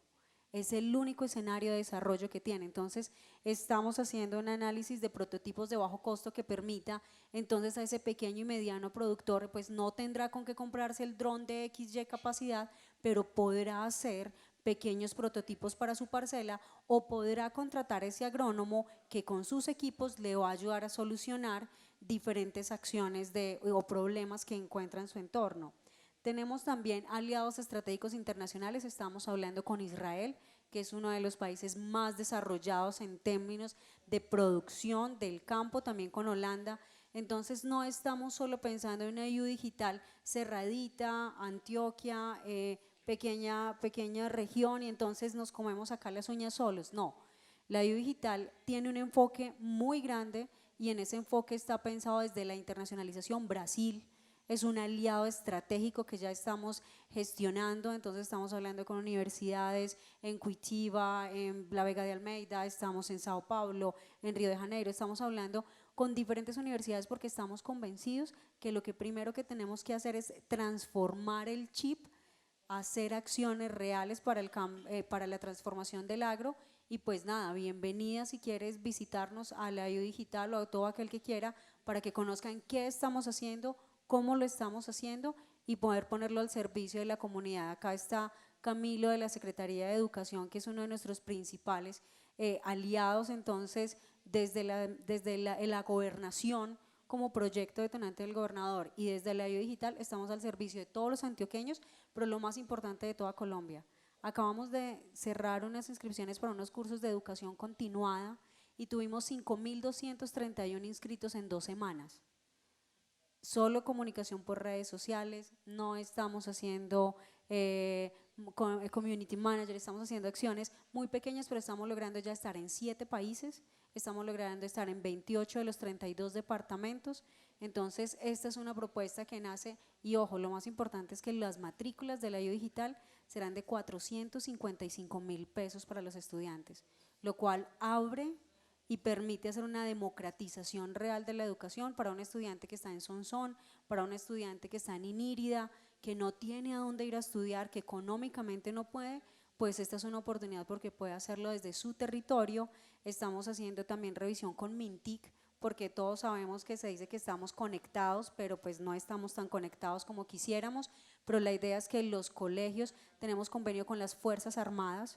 Entonces, donde haya cualquier fuerza armada, donde esté el ejército, donde esté la armada, donde esté la fuerza aérea, en esas bases podrán ir estudiantes de la IU Digital para hacer uso de las instalaciones para sus estudios. Entonces, lo que estamos haciendo es una apuesta de país, una institución para todos los colombianos y una institución no pensada solo para los estudiantes recién egresados del bachiller. Estamos pensando en una institución para todos aquellos de 30, 40, 50, 60 años que sueñan con profesionalizarse, pues llegó el momento en una institución pública digital. Nos quedan 6 minutos, tenemos espacio para una pregunta tú y Cecilia. Profesor.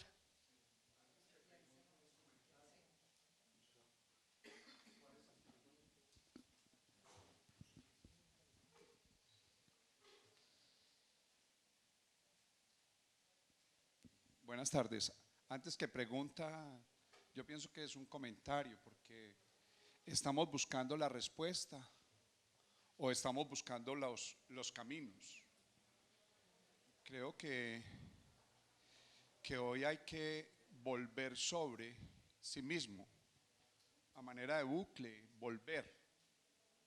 Y estamos en ese volver porque parece que la respuesta estuviese en todo este andamiaje técnico y tecnológico que instrumentaliza al sujeto y que obviamente pues como que nos encontró la panacea, es decir, la solución está allí en el celular y listo. Obviamente pues en la metáfora del puente, en la metáfora de la puerta, en el metáfora de la ventana, pues sí, se abre una ventana, pero yo creo que se cierran muchas puertas en tanto parametralizamos a un sujeto para que se encasille y actúe de una manera poco consciente.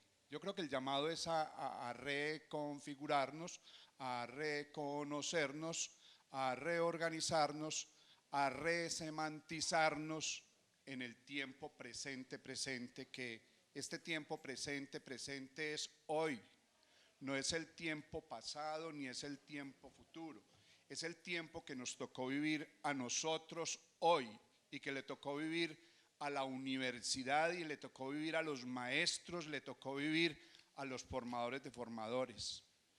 Estamos muy inciertos porque la certeza ha pasado. Yo creo, profesor de la Universidad Nacional, que me ha encantado hoy su lectura y quiero ser su alumno también, porque obviamente si será para que me dé luz o será para que me enceguezca más con tanta luz, porque es que creo que estamos con mucha luz pero poco lúcidos porque parece que estamos buscando lo que necesitamos, ¿cierto? El mercado, la competitividad, los llamados del progreso, el statu quo, no se mueva, mijo, estamos ahí, infraestructuras muy grandes, grandes tecnologías, pero no el concepto de la pedagogía y la mediación en el nuevo tiempo.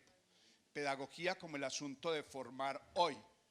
¿Será que están agotados los discursos? ¿Están agotados los metarrelatos, los grandes relatos de otrora que hoy ya no son? Por eso, pues en el auditorio esta tarde ha surgido la cátedra de Carreño. Ya no son esos, son otros, son otras lecturas de hombre, de sociedad y cultura que requieren otros entramados y otras lecturas, y nos tocó a nosotros enfrentarnos hoy en el ágora, en esta ágora contemporánea.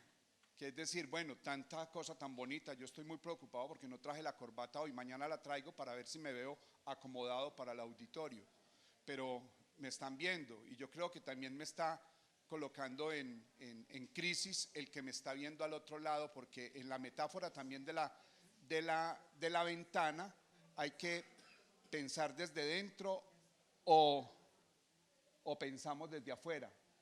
Desde adentro y desde afuera, ¿cómo darlo? El estudiante está hoy en desconcierto. Está en desconcierto porque no encuentra rutas que le permitan ser sí mismo, ser y configurarse de otras maneras. Hay que apostar a la vida, a la sensibilidad de la vida, porque nos ha atado al medio tecnológico, a la pantalla, a la micropantalla, y se nos ha olvidado de la palabra, de la voz que tiene sentido y configura. Entonces yo pienso que hay que abrir el diálogo no a la instrumentalización ni a la profesión, sino a configurar un sujeto que entienda la vida, que comprenda la vida y que obviamente dinamice la vida. Creo que la lectura es poder conversar a manera del otro, para configurarlo, con lecturas rigurosas del tiempo presente. Por eso ese llamado a las éticas contemporáneas, el cuidado de sí mismo, el cuidado de la palabra, porque hoy ni la palabra se puede expresar, el cuidado de la palabra, el cuidado de nuestros cuerpos, el cuidado de nuestras mentes, el cuidado de nuestros pensamientos, porque hay que asumir el cuidado mío, que es el cultivo de mí mismo, y el cuidado del otro, el cultivarnos juntos para podernos entregar. Por eso me llama mucho la atención de que necesitamos red y alianza, podernos ver y despojarnos de esos metarrelatos y ubicarnos en diálogo con el otro. Tenemos hambre en Colombia, tenemos miserias y pobrezas en medio de las múltiples riquezas.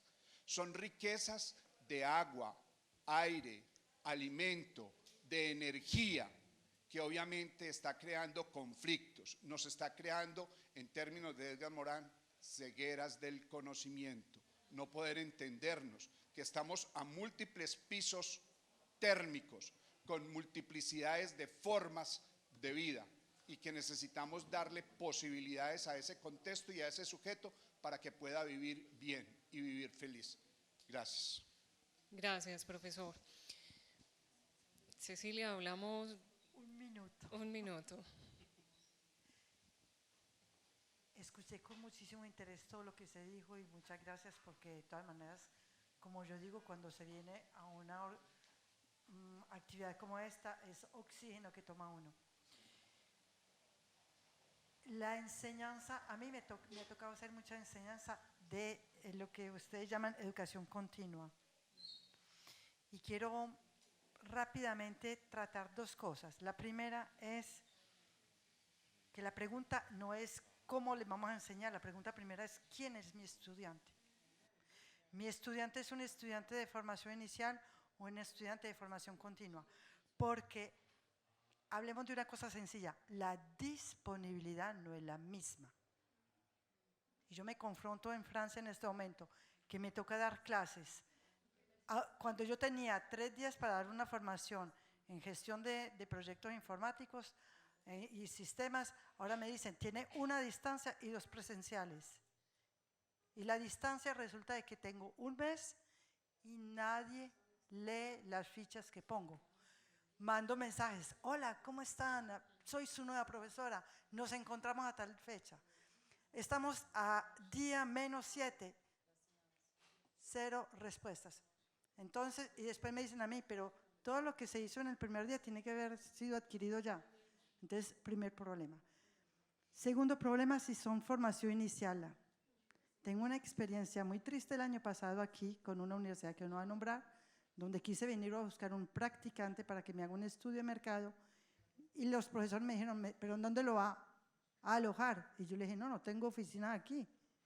Y me dicen, qué pena, pero la autonomía de nuestros estudiantes y la madurez no está para que se autodisciplinen.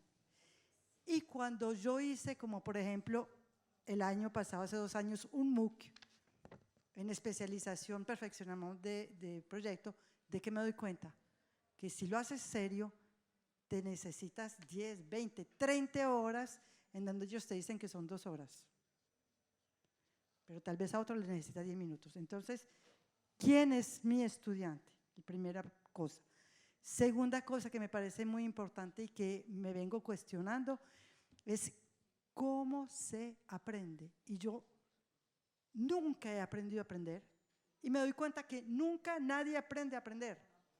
Entonces estamos hablando de herramientas, de softwares, de herramientas de esto, de herramientas de aquello.